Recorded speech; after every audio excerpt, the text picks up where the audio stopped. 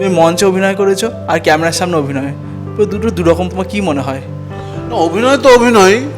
এবার মঞ্চে অভিনয় তো তোমার রিহার্সাল করে তারপর করতে হয়, অনেক দর্শক বসে থাকে, অনেক ক্যামেরা, ওইখানে ক্যামেরা, এখানে ক্যামেরা, এখানে ক্যামেরা, মানে মানুষের চোখগুলো যদি আমি ক্যামেরা হিসেবে ধরি, তো সেখানে তো ভুলের কোনো ক্ষমা নেই।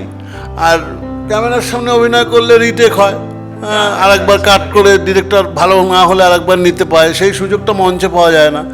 মঞ্চে মানুষের ডাইরেক্ট রিয়াকশন পাওয়া যায়, হ্যাঁ, হাততালি সামনে বসে পাওয়া যায়, অভিনন্দন সামনে বসে পাওয়া যায়, গালাগালিও সামনে বসে পাওয়া যায়।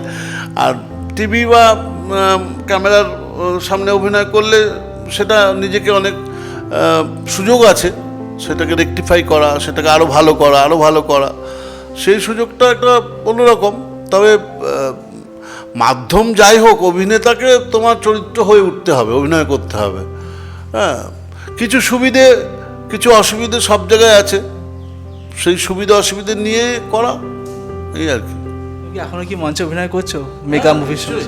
এই তো লাস্ট একটা, আজকেই আমার এখান থেকে গিয়ে সাঁকো, ঋত্বিক ঘটক রচিত, মানে ওনার লেখা নাটক, রূপ তাপস বলে একটা দল আছে, কৌশিক ঘোষ একজন ভালো পরিচালক, অভিনেতাও বটে, তো ওর দলে আমি যাব, আজকেই নাটক পাঠ আছে, ওখানে একটি চরিত্র অভিনয় করছি আমি অলরেডি। তো এছাড়া তো নিয়মিত তোমার আবৃত্তি চর্চা ইত্যাদি করি। ওর একটা আমার নিজস্ব জায়গা আছে, সেখানে এভাবে চলছে। তারপরে গল্প পাঠ করি, ভালো সিনেমা দেখি, নিয়ম করে আগে যারা অভিনেতা ছিলেন তাদের অভিনীত অংশগুলো বারবার দেখার চেষ্টা করি, দেখে বোঝার চেষ্টা করি,